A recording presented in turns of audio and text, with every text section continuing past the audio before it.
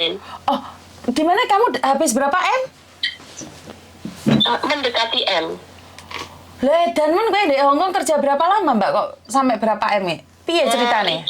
Itu yang kena hampir segitu tuh selama 6 tahun utuh, Mbak. Ya dengan modus seperti Faruk. Modus dengan seperti? Ya, Faruk. Oh, mencintai sampean. Sampean pacaran sama dia. Ya, nah awalnya ya juga seperti itu, dia juga ngaku pengacara, punya usaha sana sini. Terus habis itu ya oke lah kita ya kenalnya juga di Facebook, itu juga malah tetangga desa sendiri. Kalau rumahku tuh cuma 10 menit. Loh. Terus lah dia waktu saya masih di sini dia tuh juga datang ke keluargaku, datang gitu ya, main lah ya. Sebentar. Posisimu sekarang di mana, Mbak? Sebentar, posisimu sekarang ada di mana? Masih di Hongkong. Makanya saya tuh mau datang, katanya udah ditutup itu rumahnya, nggak boleh datang. Itu ya aku ya gimana, telepon berkali-kali nggak diangkat. Ya udahlah, ntar kalau udah beruntung mungkin diangkat gitu. Alhamdulillah ini Ya. diangkat gitu loh. Oh, oke. Berarti kan memang aku selalu bilang kalau kita ada jodoh pasti. Dan kamu yakin kamu Iya, pasti ini bisa ngobrol sama saya. Saya yakin karena saya nggak ingin saya tuh sebenarnya ingin nanti tuh ngasusin dia. Pasti saya kasusin, soalnya udah ini kasus ini udah apa ya Mbak ya, udah kasus penipuan, penggelapan barang gitu loh. Mbak, suaramu pedot-pedot loh, Mbak. Gak enak. Mbak, seluruh keluarganya itu ikut semua. Oh tak pindah dulu sebentar Mbak, tak pindah, aku masih di kamar, masih tidur. Sebentar. Tak pindah di luar. Halo, sekarang udah dengar ya Mbak? Halo. Nah, ya seperti itu tadi ya modusnya ya seperti Faruk gitu kan. Nah, berjalannya waktu ya udahlah, hubungan udah hampir 2 tahun. Tapi sebelum saya memutuskan pulang di tahun 2018 itu, saya kan dijanjiin ya udah nanti kamu tuh pulang, nanti kita nikah bla bla bla bla bla gitu kan ya. Wanita mana sih yang nggak ingin punya keluarga seperti orang kebanyakan di luar sana gitu loh Mbak. Ya di sini saya bukan berarti saya membuka aib atau apa ya, itu terserah para netizen yang menilai saya ya bego, bodoh atau apa itu terserah ya Mbak. Saya tidak ingin ada korban lain lagi, tapi ternyata ada korban lain lagi gitu loh. Oh, terus? Tapi korbannya nggak cuma perempuan loh Mbak, korbannya tuh laki-laki, TKL Malaysia. Oke, terus? Nah saya 2018 pulang itu, sebelum saya pulang itu kan ya namanya kan begini, pokoknya saya tuh urut terus gitu loh Mbak. Saya itu ada adikku tuh mau perkredit mobil gitu, lumayan lah, tinggal nerusin sekian gitu lah. Saya itu ya ngikut gitu loh Mbak, ini tak bayar sampai selesai gitu loh. Sampai itu hampir 2 tahun selesai kan mobil tersebut. Nah itu ya juga bukan mobil angsuran doang ya Mbak ya, setiap bulan tuh saya ngeluarin tuh ya di atas 10, di bawah 13 untuk betul intinya pokoknya saya tuh nurut gitulah ya. Dia juga yang saya lihat itu kan, oh kasihan lah, dia juga punya anak, buat kebutuhan anak-anak. Saya tuh nggak peduli dia mengaku pengacara, punya pengusaha apa, saya nggak mandang seperti itu. Tapi yang aku lihat itu dia itu ya tahu saya dia itu kalau nggak kerja, tapi menurut saya Mbak, saya kan lihatnya itu rumah tangga ya Mbak ya, gitu ya udahlah nggak apa gitu. Udah begitu udah lunas, oper kredit mobil itu saya pulang. Nah begitu saya pulang ya dijemput gitu ya Mbak, dijemput. Habis itu ternyata aku sehari 2 hari aku kan ya namanya aku mau dijanji, itu udah dijanjiin mau nikah ya Mbak ya. Ternyata kapan kita nikah gitu kan. Ya nantilah gini. Terus selang beberapa hari kemudian sahamku hancur bla bla bla bla bla bla gitu. Terus kita gimana? Terus habis itu ini suatu hari itu dia juga berantem sama ibunya. Saya juga dengar pas teleponan seperti ini, posisi saya di rumahku sendiri. Terus dia posisi sama ibunya, tapi sama ibunya itu pun di tempat apa itu adiknya di area kotaku tersebut gitu. Nah, kalau jalan tuh pakai motor 10 menit lah ya. Terus aku kan juga teleponan begini, ini kapan saya mau dijemput? Katanya saya mau diajak ke kota itu gitu loh Mbak. Aku di sini mau masih transparan Mbak, soalnya korbannya itu ada di Hongkong juga gitu loh. Transparan ini. Terus saya nih kapan dijemput? Saya udah packing semua barang-barang saya gitu. Terus habis itu waktu berantem sama ibunya juga dimaki-maki kan sama dia. Habis itu terus udah dia keluar dari rumah situ, terus ke arah hotel, terus dia telepon saya, aku di sini di hotel ini. Terus habis itu aku pesan Grab online gitu jam 12 malam. Aku susul, dia juga bawa anaknya waktu itu, anaknya yang kecil. Terus dia tuh ya nggak tahu tuh nangis beneran apa nangis apa ya Mbak ya. Dia tuh nangis terus cerita, aku nggak tahu ini mobil juga diambil ibuku karena aku masih punya tanggungan apalah sama dia, jadi kontaknya diambil gitu loh Mbak. Tapi sebelum kejadian itu aku itu disuruh ngejual tanah Mbak. Katanya tugas kamu itu setelah dia bilang saham hancur itu, tugas kamu cari.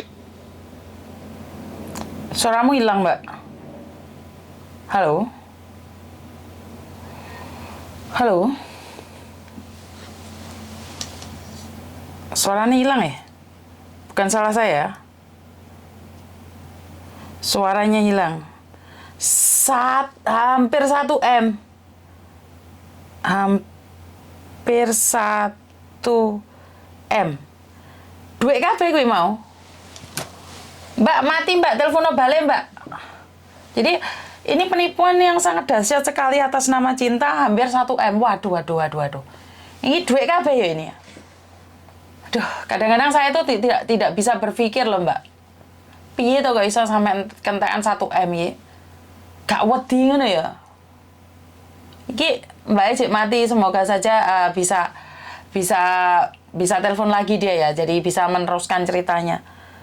Dia pusi 1 M. Bayu. Oke loh, 1 M wi. Selama 6 tahun atau 9 tahun tadi aku krungune kok gak jelas no. Ya karena memang hubungan pacaran yang ngene iki lho. Geliang dasku yang lihat 1 M. Piye ceritane 6 tahun. 1 M. Bayu. Edan tenan. Ya inilah gini loh Mbak, dijanjikan dengan menikah kuwi ngono lah, aku ki bingung ki awake dhewe iki kabeh iki kok ceritane rodok gatel lho. Tujuan awake dhewe rene kan bekerja, terus saiki malah sik teleponnya deh. Kok mati Mbak? Oh enggak tahu sinyalnya kali Mbak.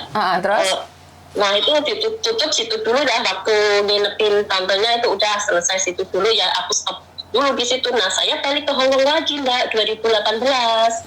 Nah dengan alasan ya udahlah nanti kamu di sana kalau apa itu kita kredit mobil aja lah gitu.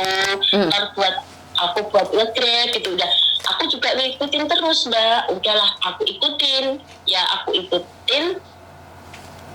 kredit mobil Mbak waktu itu ya, disuruh dengan cara apa sama kayak si Faruk itu kan, suruh ngambil bank.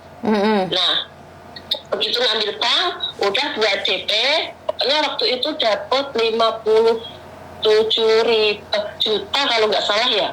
Nah mikir saya kan kalau DP agak gede itu kan angsuran agak ringan gitu ya Mbak ya. Ternyata nggak tahu DP-nya itu berapa, tapi angsuran setiap bulan itu 4.576 atau berapa lah gitu ya, intinya segitu. Nah ya udah nggak apa-apa, tetap aku juga bayar bank, bayar angsuran, udah berapa coba. Nah itu pun masih nyukupin dia itu ya kebutuhan ini ono gitu ya, anaknya apalah gitu ya Mbak ya udah nggak apa-apa ya, alhamdulillah gajiku kan di atas standar kan ya, mencukupi semua gitu, meskipun ya dalam arti saya sendiri kasarannya tak jerit duluku gitu loh Mbak. Udah nggak apa-apa. Nah begitu mobil datang mbak, terus tapi sebelum itu aku pun emang udah di stop jangan main sosmed gitu loh, dampaknya nggak bagus. Nah mikir saya mbak, oh iya mungkin dia kan calon imamku, mungkin kalau saya main sosmed terus nggak bagus gitu. Saya ikutin mbak, saya nggak main sosmed sama sekali waktu itu. Pokoknya setiap hari cuma dengerin lihat di YouTube, itu nggak ada sosmed sama sekali. Oke. Begitu mbak ya, mulai awal tahun 2019 itu kok setiap kali aku udah capek lah, jam 7 malam sini mbak Hongkong, udah capek, aku mau istirahat lah, tadi nge-grab gini gitu mbak. Oke lah ya istirahat ya mbak ya, udah. Berjalannya waktu sampai menuju di angsuran keempat mbak. Tapi sebelum saya balik Hongkong kan emang aku disuruh mbak, saya tuh masih punya utang sama temanku yang di Hongkong. Karena uang DP tanah tersebut udah habis gitu loh mbak. Terus dia tuh butuh 7 juta, waktu itu ya aku cariin sama temanku, aku dipinjemin temanku yang di Hongkong gitu loh mbak. Oke lah, terus udah dipinjemin. Waktu itu di angsuran keempat, angsuran mobil itu, temenku dilalahnya itu lagi butuh gitu loh mbak. Ya saya ya juga nggak menyalahkan temenku, emang itu uangnya ya wajib menagih gitu. Terus ini caranya gimana? Aku ngomong sama dia, ya gimana saya nggak bisa apa-apa gitu. Terus aku putar otak kan ya mbak ya. Aku ya udah punya bank, punya angsuran, aku sebenarnya jangan ngurusin keluargamu, nggak usah dikirimin. Tapi di belakang dia, saya selalu ngasih orang tuaku, nggak pernah aku tinggalkan gitu loh mbak. Bagaimanapun juga itu kan orang tuaku, dia nggak berhak melarang aku gitu loh mbak. Terus anda dia tahu sampai detik ini pun dia pun kan nggak tahu, mungkin saat sedetik ini dia tahu lah kalau aku itu ngurusin orang tuaku. Ya udah. Terus aku putar otak mbak, ini gimana cara dapetin uang 7 juta, sedangkan saya punya angsuran, punya tagihan bank, kan double ya. Udah, aku renew lah di waktu itu mbak. Nah, begitu aku renew bank, dapat 26 juta, ya aku kasih lah dia, katanya buat itu pinter kamu, ya udahlah nanti tak buat buka usaha laundry gitu. Nah sebagai pasangan aku pribadi kan senang ya mbak ya, itu pasangan tuh oke lah mau ngejalanin kerja gitu ya, intinya dapat hasil gitu ya udah. Nah itu mau buka usaha laundry, ngomongnya seperti itu mbak. Nah selang 6 hari setelah menerima uang tersebut, itu dia tuh nggak ada angin, nggak ada hujan tuh pamit, aku mau nganterin ibuku ke kota itu karena ada acara haul nenek gitu. Nggak kayak biasanya, saya bilang gitu mbak ya. Dadakan hari ini terus pergi gitu di tanggal 16 April waktu itu 2019. Oke. Dia meluncur ke kota itu. Nah, saya kan tahu berapa jam perjalanan ke sana. Begitu tiba di sono sampai siang, agak sore dikit, dia tuh ada orang tapi nggak ngubungin saya, otomatis saya marah dong. Marah kan, saya telepon, saya WA, terus pokoknya marah lah. Terus malah dia jawabnya apa? Kamu itu ya setiap kali habis ngirim uang pasti marah-marah gitu. Loh, ini bukan masalah aku habis ngirim uang. Tak gituin kamu itu ada online. Terus orang sama siapa? Tak gituin kan mbak? Ya udah. Udahlah aku mau manggil orang selamatan lah, ada haul nenek gitu, ini sama adikku gitu. Oke. Udah mbak, telepon dimatiin, udah sampai sore, sampai malam, mungkin kira-kira itu jam 7 waktu Hongkong mbak. Dia tuh telepon, sayang aku ini nggak tahu di mana ini, padahal dia tuh sebenarnya tahu itu daerah mana. Itu uangnya aku buat bisnis kayu, bla bla bla bla bla gitu. Bukannya mau buat laundry, bukankah ini modal yang kedua kali mau buat buka usaha laundry gitu. Saya bilang gitu ya mbak ya. Enggak lah, ini ada yang lebih menjanjikan gitu menurut dia mbak. Nah terus habis itu udahlah, aku tak cari penginapan dulu, besok saya hubungin lagi gitu. Oke. Terus mbak, HP itu mati total, saya WA tentang Sabtu sampai besok pagi. Nah tentang Sabtu, sampai siangnya mbak dari saya lagi, sayang aku ini kena tangkap gitu, kena tangkap. ini HP ku ini aku ini berlima sama teman-teman ditangkap ini sekarang ditangkap polisi, nanti tak kabarin lagi gitu. Oke, udah HP dimatiin Mbak, tanggal 1 lagi kan, terus sampai sore ngabarin lagi, udahlah nanti ini aku dipinjemin HP sama security loh, HP security tapi kok nomornya nomor kamu, aku kan gitu ya Mbak. Udah nanti saya kabarin lagi. Oke, aku diam Mbak. Jam 7 waktu Hong Kong Mbak. Jam 7 waktu Hong Kong. Di tanggal 17 itu malam dia itu tanggal 18 malam, soalnya tanggal 16 itu kan meluncur ke sana, tanggal 17 ada di sana, berarti 17 malam ada di desa tersebut, terus tanggal 18 yang hubungin aku itu tadi Mbak, terus tanggal 18 jam 7 waktu Hongkong aku visi Mbak, visi di-reject Mbak, akhirnya udah di-reject, mati total sampai berapa hari kalau nggak salah 2 hari apa 3 hari ya Mbak. Oke, udah mati, udah mati ya udah, terus habis itu 4 hari atau berapa hari masih mati Mbak. Terus habis itu aku baru kerja di sini di majikan ini yang sekarang ini Mbak, baru 5 bulan kalau nggak salah waktu itu, 5 atau 6 bulan lah ya. Saya pamit sama bosku, alhamdulillah bosnya baik. Ada apa? Aku pingin pulang, gituin kan. Ada apa? Aku dengan alasan, pokoknya alasan lah ya. Oh ya udah, terus aku booking tiket Mbak. Kalau aku booking tiket itu dapatnya tanggal 28, mungkin aku ketemu dia. Tapi saya booking tiketnya dapatnya ada kursi itu di tanggal 29. Nah, begitu saya meluncur, udah di kotanya itu saya modalkan alamat doang Mbak. Saya tanya, tapi sebelum itu kan aku udah dikirimin rumah yang mewah apalah video-video itu apalah itu ya Mbak ya, tapi aku tuh sebenarnya sudah nggak kepikiran ke arah situ, itu punya dia bukan Mbak, karena niat saya tuh rumah tangga itu saja sih. Saya tuh udah tahu kalau dia itu pengangguran, nggak apa-apa, yang penting dia itu baik ya udahlah, aku yang cari modal, yang ya intinya ya kita pulang buka usaha bareng-bareng gitu menurut saya ya Mbak ya. Ya udah, saya tiba di kotanya, ibunya melongo, anaknya juga kaget. Saya tiba di depan mata mereka. Padahal Mbak, selama seminggu sebelum saya tiba di tanah air, itu dia itu sama TKW Hongkong Mbak. Ada di kota yang dari jarak rumahku yang 10 menit itu tadi, ada di kota situ selama 1 minggu sebenarnya. Nah, di tanggal itu udah seminggu, terus mereka orang itu OTW ke kotanya sendiri, berempat, ibunya, anaknya, dia, terus sama TKW Hongkong. Pakai mobil saya Mbak, aku kredit itu tadi. Nah, ya udah aku tiba di situ Mbak, ibunya tuh dramanya tuh luar biasa.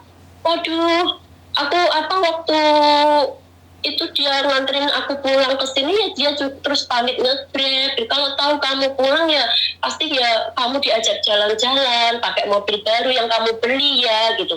Tapi dalam hati saya itu udah gini Mbak, ini orang tuamu, dia busuk tak comberan. Saya itu udah tahu gitu. Udah saya iyain aja. Terus saya sampai di situ, selama ini yang dikirim ke aku kan ya emang rumah itu, tapi dia kan selalu bilang rumah tuh 2 lantai, yang ruangan sana itu buat anak-anak bla bla bla gitu. Ya udah, aku tuh nggak peduli lah Pak itu ya. Terus aku lihat rumahnya ini loh, rumahnya kok cuma 1 kotak kecil. Terus aku tanya sama ibunya, lah bukannya rumah ini 2 lantai Bu? Saya bilang gitu ya Mbak. Enggak, ini rumahnya anakku yang nomor 2 atau 3 gitu. Pokoknya rumah adiknya barangan ini loh, barangan yang ngelakuin aku ini loh Mbak. Saya juga sempat ditunjukin sertifikat, ya emang aku tahu itu atas nama adiknya. Oke, saya nggak memasalahkan. Terus saya bilang, mana baju-baju saya? Katanya ditaruh lemari di sini. Kan saya buka lemari di rumah itu. Si pelaku kan bilang, oh baju-baju kamu udah aku beresin di lemari ini, bla bla bla bla. Terus aku sampai situ Mbak, baju-baju saya itu ternyata di gudang, semacam kayak gudang gitu loh Mbak. Kotor-kotor ditaruh di mesin cuci kotor yang nggak udah dipakai gitu loh Mbak. Taruh situ ya udah aku bongkarin semua. Terus besok harinya mungkin. Terus anaknya yang kecil itu ngelempar sesuatu, Mbak. Sebenarnya aku nggak mau lah ya, itu apalah, udahlah anak kecil gitu. Terus saya tuh kok sekilas ingin tahu itu barang apa yang dilempar gitu, Mbak. Ternyata itu kotak kecil berlabel Sasa. Nah, Sasa itu kan adanya di Hong Kong, Mbak. Itu. Terus aku tanya, Dek, ini dari mana? Oh iya, ini beli sama ibu sama ayah di toko itu gitu.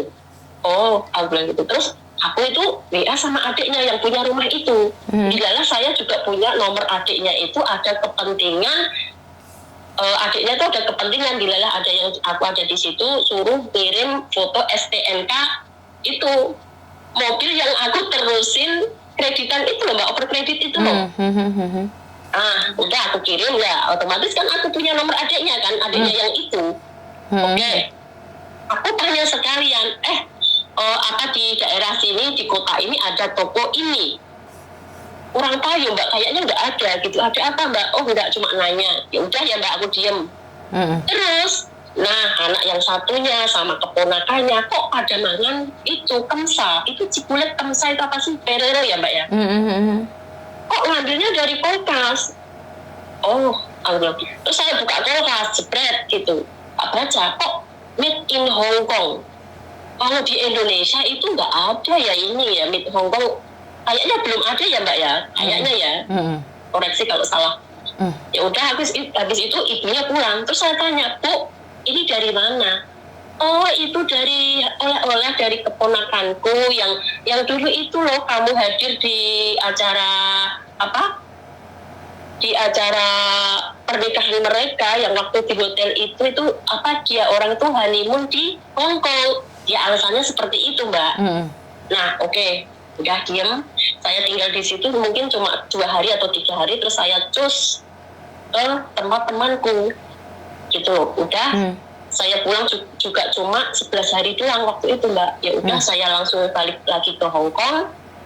Nah, balik ke Hong Kong, Mbak, selang 2 hari atau 3 hari, dia muncul, nomornya hidup lagi. Dia itu tanpa dosa, ketawa ke TV, aku nggak tahu sayang kalau kamu itu pulang, udah nggak usah main drama gitu. Wah, udah tahu, tak tahu nih ya, Mbak ya.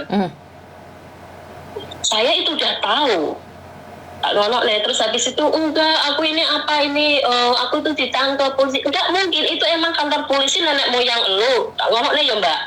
Masa ada setiap detik kamu mau WA aku WA, mau WA temanku WA? Enggak mungkin, itu kantor polisi nenek moyang elu. Udah habis itu, Mbak, berjalannya waktu udah, terus dia itu katanya itu ada pesanan Grab, Mbak. Dia kan nge-Grab ya. Ada pesanan Grab, saya mau jemput itu penumpang ada di Bandara Soekarno-Hatta. Nah, waktu itu, Mbak, waktu perjalanan di lelahnya itu, dia itu ada kecelakaan beruntun. Mobil itu rusak, Mbak. Mobil itu yang kredit itu tadi ya. Rusak, di video dikasihkan ke aku. Nah, udah itu dia tuh telepon, malah marah-marah. Gini, doa lu manjur ya, lu doain gua gini-gini. Hey, saya nggak pernah mendoakan orang yang jelek, gituin, Mbak. Saya selalu berdoa, tunjukkanlah kebenaranmu ya Allah. Karena selama ini kamu tuh bertele-tele, berbelit-belit gitu. Setiap kali apa itu nggak pernah ngomong jujur, tak gituin, Mbak ya. Udah begitu. Terus habis itu dia bilang pakai mobil temennya lagi gitu buat jemput penumpang itu.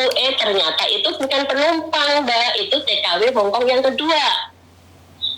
Terus dibawa ke hotel karena kenapa? Dengan alasan nggak sesuai foto profil, akhirnya perempuan itu dicampakin di hotel situ.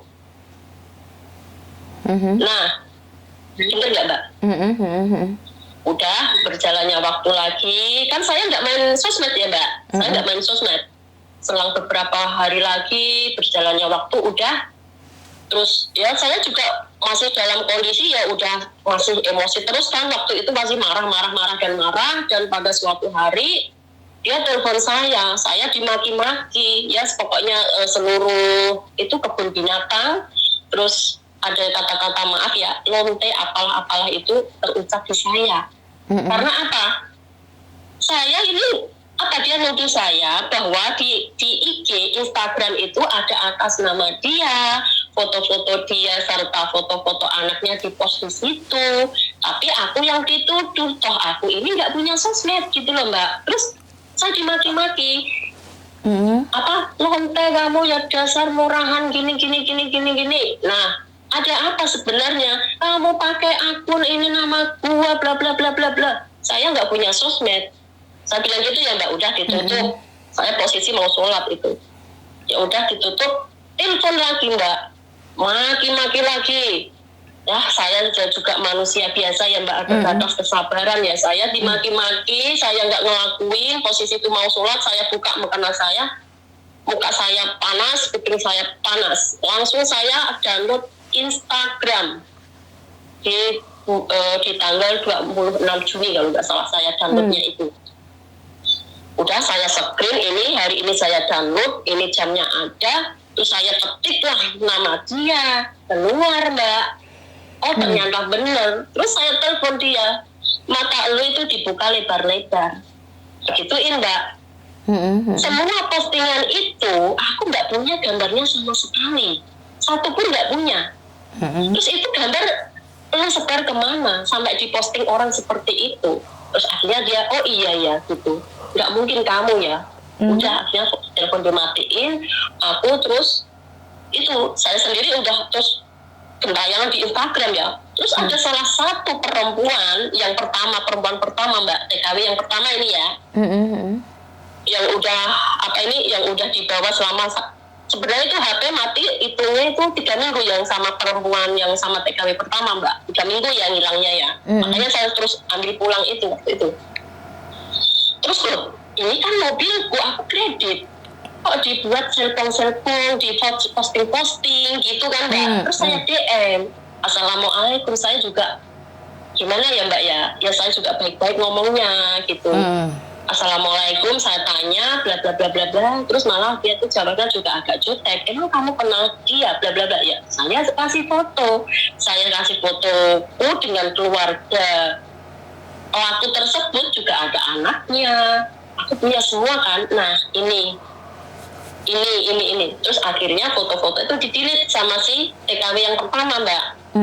Itu dia itu ada live di dalam mobil, pokoknya itu hidup bahagia Mbak, sewa hotel mewah-mewah. Itu pun itu kan hasil saya yang renew itu tadi Kang, yang dapat 26 juta itu tadi Mbak.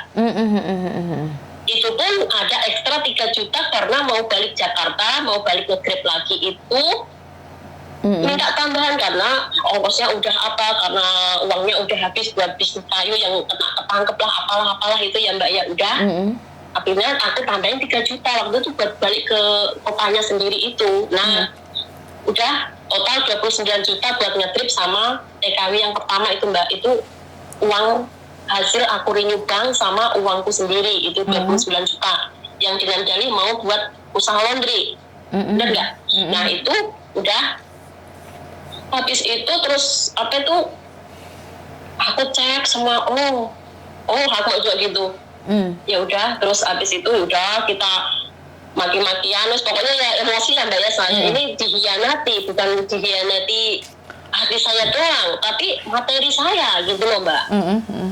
Terus ya udah, ya terus saya itu juga begini, ya udahlah, mungkin saya nggak ada di sampingnya, mungkin dia itu gila, saya masih memaafkan Mbak. Saya itu maafin. Nah selang beberapa bulan dia juga ada usul lagi mau buka laundry lagi. Ya udah aku modalin lagi Mbak 22 juta. Tapi itu dia juga nggak dibuat laundry, nggak tahu itu habisnya entah kemana. Gitu loh. Udah ya Mbak, itu di dalam 2019 ya Mbak, udah selesai itu. Udah selesai, ya saya juga masih nanggung angsuran itu Mbak, nyetel ya angsuran gitu loh. Orang tua masih semua itu saya handle semua. Terus uang itu juga habis, katanya udahlah nanti aku juga ada penghasilan sendiri gini kamu tenang aja bla bla bla bla bla. Itu Mbak. Tapi ini yang ada yang terlewat ini tadi, Tapi selama dia di kota yang jarak tempuhnya dari kotaku itu 10 menit itu, selama 1 minggu di situ, TKW yang pertama itu tadi Mbak, itu juga disambut dengan hangat seluruh keluarganya. Padahal keluarganya itu tahu. Itu mobil yang ambil kredit itu pakai atas nama adiknya yang ada di situ, gitu loh Mbak. Otomatis kan sekeluarga tahu dong, gitu loh Mbak. Nah, waktu bawa TKW yang pertama itu Mbak, selama 1 minggu di situ setiap hari jalan-jalan, makan enak-enak. Saya kan udah tahu semua itu kan setelah ini Mbak, udah terkuaknya di Instagram saya nih, dikirimin semua bukti-bukti sama si TKW pertama gitu. Ya udah, video-video segala macam ada semua Mbak, sewa-sewa hotel mewah. Terus saya bilang, itu uangku 26 sama 3 juta, total 29.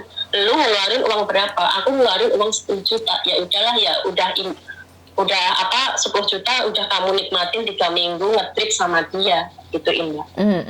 Nah, waktu itu yang setelah mereka orang balik ke kotanya sendiri itu berempat, ternyata dia langsung ke nyewa hotel mewah di daerah sana. Ya, yang ada taman safarinya itu loh Mbak, yang kita kalau di dalam mobil kasih makan jerapah kayak apa gajah gitu dari dalam mobil, kayak orang kaya gitu. Oke, ya udah nggak apa-apa. Terus waktu itu terus si perempuan TKW pertama sama TKW kedua itu pun ya semua diancam-ancam. Setelah terkuak semua itu, terus akhirnya ya udahlah, aku sendiri ya udah tak maafin, udah aku modalin lagi buat laundry, ternyata enggak. Di awal-awal tahun 2020 dia itu pamit, sayang aku ada chatnya juga ada kan masih sampai sekarang, aku ada charteran ini di kota lain lagi gitu loh Mbak, dengan charteran 400.000, lumayan lah buat kebutuhan. Ya udah, syukur, saya kan seneng ya Mbak ya, udah kerjaan gitu, udah dapet dia charteran, aku ntar berangkat malam. Oh iya, karena kan jauh jarak tempuhnya, ya udah nggak tahu. Terus besoknya itu dengan hubungan saya tuh begini, oh aku ini kena tangkap sama 2 tim. Nah, kenapa saya nyebut 2 tim ini Mbak? Dia itu yang dimaksud 2 tim ini, dia itu ada hubungan dengan salah satu TKW Singapura. Gitu loh, dengan alasan kena tangkap 2 tim, karena TKW Singapura itu awal-awalnya kan ngakunya pengusaha, punya usaha di Singapura gitu loh. Oke. Terus kamu gimana? Saya ini udah ditangkap mau dikirim ke Jawa gitu, saya disuruh nikahin gini.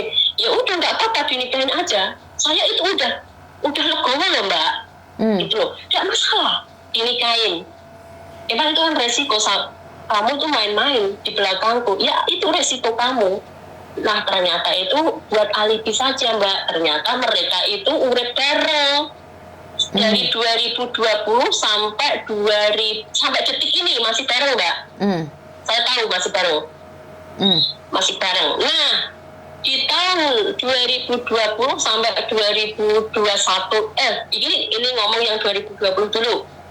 2020 Mbak, dia itu alibinya yaitu aku ini masih dikejar gini, aku ini hidup di luar juga habisin uang bla bla bla bla bla bla. Kan yang suplai uang itu kan saya Mbak, hidup dia di jalan kan, mikir saya dia kena tangkap beneran gitu loh Mbak. Yang namanya aku juga nggak punya pikiran yang jelek gitu, ya udah mungkin iya gitu, dia mau nyelamatin diri kan, aku ini lari-lari juga demi kamu, nanti kita tuh pulang nikah bla bla bla bla bla gitu kan Mbak. Ya udah, terus ya sering-sering aku WA, zona aman kah gitu kan, gitu kan sebagai pasangan ya Mbak ya, kan ya agak khawatir gitu kan, katanya itu ada polisi ada nangkep dia gitu, ngejar-ngejar dia gitu loh Mbak. Ya udah, ternyata di tahun 2020 itu dia tuh Mbak, nyuruh aku pokoknya mobil itu harus dilunasin.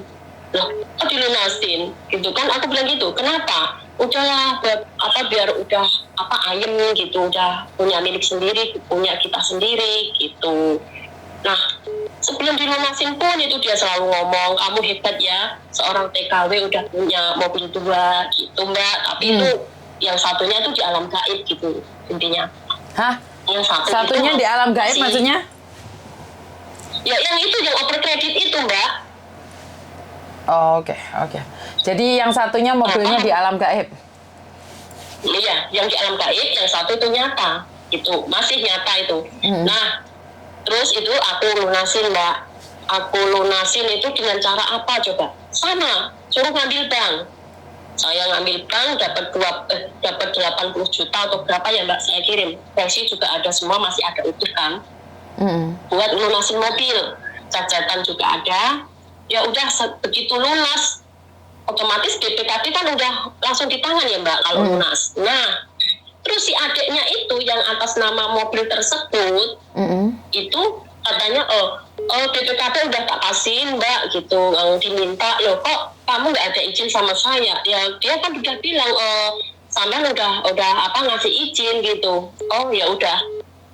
Terus udah, Mbak, di tahun 2020 akhirnya mungkin itu BPKB disekolahin atau apa nggak tahu ya, Mbak, disekolahin.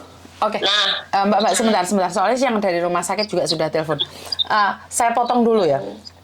Satu hal, sampean dihapusin segitu, dia sudah main perempuan berkali-kali dan kamu masih memaafkannya, dan kamu masih tetap memberikan uang, memaafkan lagi, meminta uang lagi, memaafkan dan meminta uang lagi. Dan sampean nggak dinikahi. Ini satu.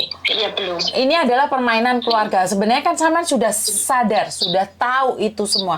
Tapi kenapa sampean masih larut di dalamnya? Berarti kan sampean benar-benar mencintai laki-laki itu. Iya. Iya, awalnya mencintai, tapi setelah nanti itu cinta emang sudah nggak ada, Mbak. Jujur, saya ini dirusak dengan hubunganku ini dirusak sama dia, sama keluargaku itu, aku tuh pecah, Mbak. Nggak sehat. Sampai detik ini pun selalu keluargaku menghakimi aku dengan kesalahan yang udah aku perbuat, gitu loh, Mbak. Oke. Keluargamu sendiri, keluarga intimu sendiri. Oke. Ya, bagi saya itu bukan salah keluargamu juga. Karena selama ini kan kamu mencari uang buat laki-laki lain. Selama ini kamu jadi ATM buat laki-laki lain. Buat keluarga lain. Sementara keluargamu sendiri kan kamu ngiriminnya cuma sedikit. Itu secara logika ya. Pertanyaan saya, kamu sudah punya anak belum? Saya punya satu anak. Dan kamu rutin nggak ngirimin dia? Rutin, oke. Terus keluargamu menghakimi, karena gini loh, Mbak, secara logika uangmu semua masuk di laki-laki, semuanya demi cinta. Saya tidak menghakimi kamu, karena hubungan 6 tahun habis hampir 1 M, itu kita benar-benar sedih sekali ya, saya sebagai wanita ya. Dan pertanyaannya, kenapa kamu masih ngirimin? Sudah tahu dibohongin, kenapa masih ngirimin? Ngirimin lagi. Itu yang saya tidak paham. Ini ya, saya kasih penjelasan. Kenapa? Sebelumnya itu juga aku udah dihancurin, udah dirusak sama keluargaku, keluargaku udah seperti ini sama saya. Jadi saya ini nggak punya sandaran. Yang aku ajak keluh kesah ini siapa? Itu loh, Mbak. Terus dia itu yang selalu masuk di aku, gitu loh, Mbak. Berarti kan memang kamu haus kasih sayang. Kamu timbel gendes, dirayu, gombal mukio, kamu kena. Berarti kan kekuatan batinmu kurang toh, batinmu itu luwe. Bener nggak? Jadi karena keluargamu tidak memperhatikanmu, maka kamu cari garangan. Sama sekali. Nah makanya. Sama sekali saya menginjakkan kaki di luar negeri itu, keluarga saya nggak pernah kabarmu gimana, kamu masih hidup atau mati. Gini Mbak, sebentar. Sampean curhat sama aku, sampean tuh dominan banget. Semua yang ngomong sampean. Otomatis sampean itu pingin didengar terus. Otomatis siapa sih yang mau bergaul atau berteman dengan seseorang yang dominan? Sampean tuh dominan. Dan laki-laki mana yang mau dengan perempuan dominan? Jadi sampean itu pingin menguasai semuanya. Begitu juga dengan keluargamu. Keluargamu saya rasa satu hal. Keluargamu juga tidak suka dong terlalu ngontrol. Jadi sebenarnya satu, kamu mengurangi dominanmu sendiri. Kalau kamu sebagai perempuan terlalu dominan, gak ada orang mau, Mbak. Mereka bisa memberikan cinta, mereka bisa memberikan kasih sayang. Tapi itu palsu. Kenapa? Karena mereka mengalah. Ya bener ngalah, sementing duit. Tapi di dunia nyata tidak ada orang suka bergaul dengan orang dominan. Orang dominan ini menguasai segalanya dalam segala hal. Dan dia lupa bahwa mereka akan menyakiti. Orang dominan itu royal loh. Karena mereka mengharapkan orang lain mendengarkan dia. Suaraku mental loh, Mbak. Kamu dengerin YouTube atau gimana? Aku ini di apa Mbak? Di apa ya ini? Facebook. Iya, suaraku mental, sayang. Suaraku mental lagi. Oh, Kecil, ini nah. aku kan teleponnya di apa Mbak? Di itu ya. Ngerti, tapi suaraku ini mental lagi. Suaraku itu mental keluar lagi, sayang. Oh, terus ini gimana caranya? Matiin no Facebookmu dulu, sayang. Wes tak matiin. Iki wes mati belum, Mbak? Oke. Jadi suaraku nggak mental. Karena gini loh, seseorang dominan. Aku nggak ngomong sama ini, Mbak ya. Kenapa saya sama suami saya itu bercerai? Karena dulu saya itu dominan. Tapi saya menyadarinya dari lebih awal. Jadi walaupun saya bercerai, kembali lagi sama suami saya. Karena saya tahu saya itu dominan. Dan saya juga tahu bertengkar sama ibu saya karena saya dominan. Kenapa saya bisa merasakan? Kenapa walaupun saya ngantuk-ngantuk tetap mendengarkan sampean? Karena saya tahu apa yang sampean sampaikan itu tidak ada orang lain yang mau mendengarkan.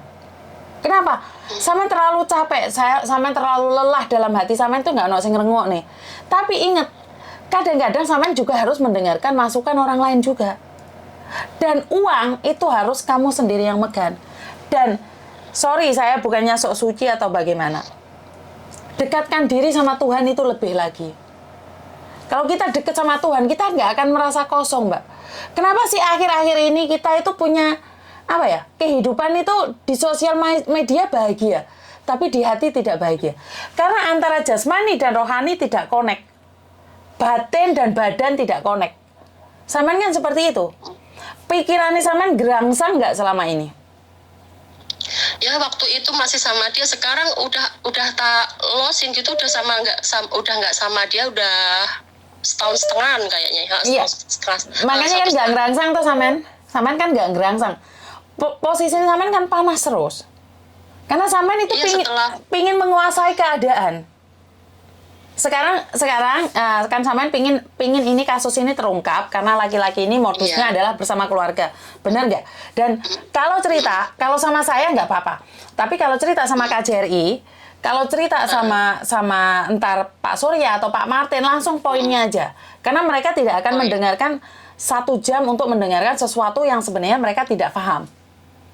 Paham nggak? Jadi poinnya aja. Dia bohongin saya, dia berselingkuh, dia bohongin saya, selingkuh. Jadi jangan ceritakan dari A sampai Z. Kalau saya pribadi nggak masalah. Karena saya dengerin sampai leyeh-leyeh, ngantuk-ngantuk nggak masalah. Saya pribadi nggak masalah. Cuman apa yang kalian ceritakan ini menjadikan sama pelajaran bahwa kalau berbicara dengan orang lain, jangan terlalu panjang seperti ini. Karena nggak akan ada yang dengerin jenengan. Ngerti? Ya, advice saya satu, pertama, datang ke KJRI, ceritakan kronologinya. Dan sampean alamatnya tahu toh, laki-lakinya itu ada buktinya toh? Tahu semuanya. Pertanyaan saya satu, sampean pernah tidur sama dia nggak? Ya nggak munafik, Mbak. Oke. Pernah tidur telanjang di foto nggak?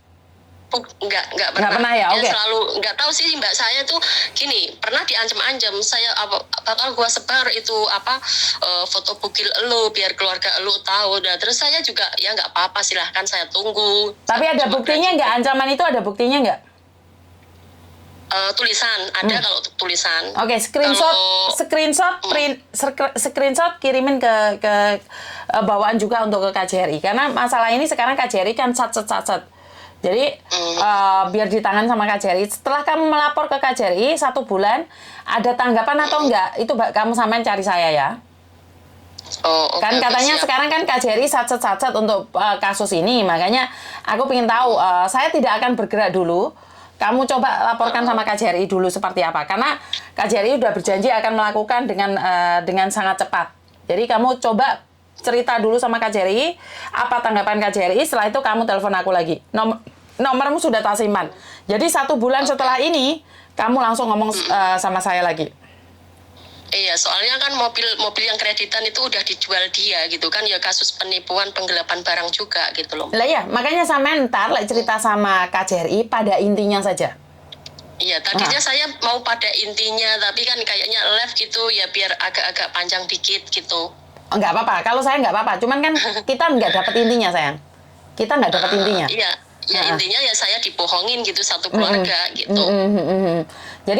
Jadi langsung aja ke KJRI, ntar setelah 1 bulan kamu ngomong sama saya.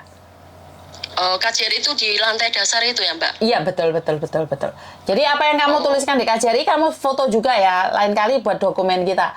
Jadi kapan kamu lapor sama KJRI, apakah benar kamu lapor sama KJRI sama enggak, kan kita nggak tahu.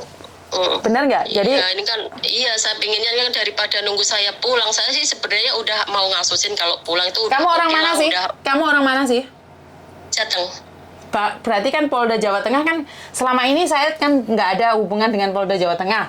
Yang sudah ditangani kan Polda Jawa Timur dan cowoknya juga Jawa Tengah. Iya emang dia itu Jawa Tengah tapi tinggalnya di Jabar, besar di Jabar. Sebentar, dia orang Jawa Tengah atau Jawa Timur? Oh, Jawa Barat. Lahir di Jateng, besar di Jabar. Oke, posisi dia di mana sekarang? Sekarang posisi dia itu turut-turut jalan karena nggak punya rumah. Hidupnya cuma ngekos sana, ngekos sini. Lelek nangkep dia itu piye, Mbak? Kan otomatis Iya, maka dari itu saya kan juga bingung gitu loh. Dia tuh nggak punya rumah. Turut-turut jalan gitu loh. Lah kamu kirim uang terus transfer kemana? Maksudnya piye toh? Lah terus piye lek golek uang? Dia posisi Jawa Tengah atau Jawa Barat sebenarnya yang kamu tahu? Lelek kayak kamu ngasih informasi kayak gini, polisi bagaimana bisa gerak? Iya, itu kalau KTP domisilinya itu di Jabar. Oke, berarti kan Jawa Barat. Jadi jangan sampai bilang Jawa Tengah, Jawa Timur, Jawa Barat. Polisi nggak akan ngajak bercanda gitu loh, Mbak. Kalau sama saya nggak apa-apa. Jadi kamu langsung ngomong posisi dia di Jawa Barat, satset selesai. Kalau sama saya nggak apa-apa. Tapi polisi tidak bergerak karena informasi dari kita itu bulat. Itu yang dikatakan polisi.